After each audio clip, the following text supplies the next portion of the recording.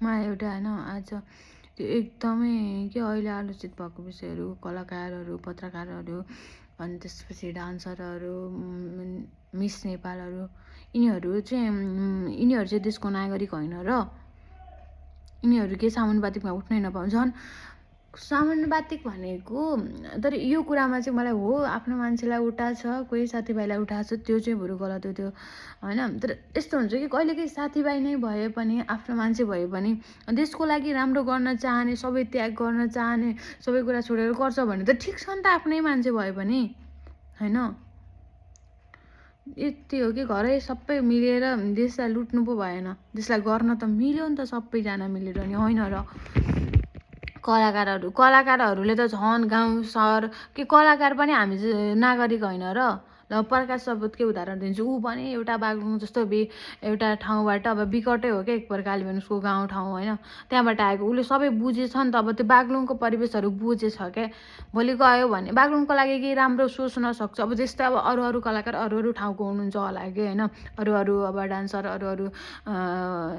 miss Nepal अब उहाँहरू पनि त नागरिक हो नि त मान्छेले कस्तो हो र हरेक कुराको राम्रो र नराम्रो पक्ष हुन्छ क्या तर मैले त्यो समानुपातिक रूपमा जुन चयन गर्नुभयो नि होला एउटा दुइटा होला तर त्यो हाम्रो नजरबाट होला के तर वास्तवमा हामीले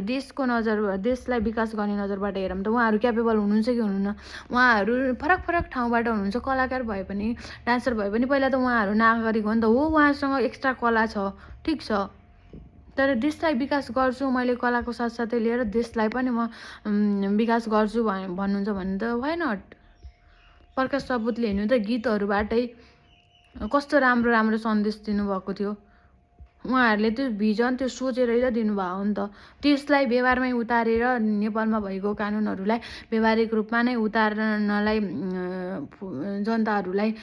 सिकाउनुहुन्छ होला जनताहरूमा चाहिँ नेपालमा भएका कानुन कति राम्रो कानुनहरू छ कि संविधानमा त्यो त सबै हामीलाई थाहा छैन नि त त्यो कानुनहरू गाउँमा भएका व्यक्तिहरूलाई ल तपाईँहरूले कानुनहरू यो सुविधाहरू पाउनुहुन्छ भनेर भनिदिँदा बित्तिकै पनि त अनि देशको त विकासै चाहिँ भइहाल्छ हामीले पाएका सेवा सुविधाहरू नि हामीलाई थाहा नभएर हामीले छुट्याइराखेका छौँ कि मैले अहिले पढ्दै जाँदाखेरि मैले थाहा पाएको छु कि कति धेरै कुराहरू त्यही भएर होइन त्यस्तो विरोध कसैले नगरौँ अहिले नयाँ उठ्नुभएको छ कलाकार जो भए पनि हुन्छ क्यापेबल हुनु पऱ्यो त्यसको लागि सोच्ने हुनु पऱ्यो सारा जनताको लागि सोच्ने हुनु पऱ्यो एउटा समाज सबै एउटा कलाकारले आफ्नो समाज आफ्नो जिल्लाको बारेमा सोधिदिँदा बित्तिकै देश त विकास भइहाल्यो नि अनि त्यही भएर सबैलाई गर्छु भन्नेहरूलाई खुट्टा तान्ने कसैले पनि काम नगर्नु होला सक्नुहुन्छ टेवा पुर्याउने कोसिस गर्नुहोस् खुट्टा तान्ने कोसिस नगर्नुहोस् धन्यवाद राधे राधे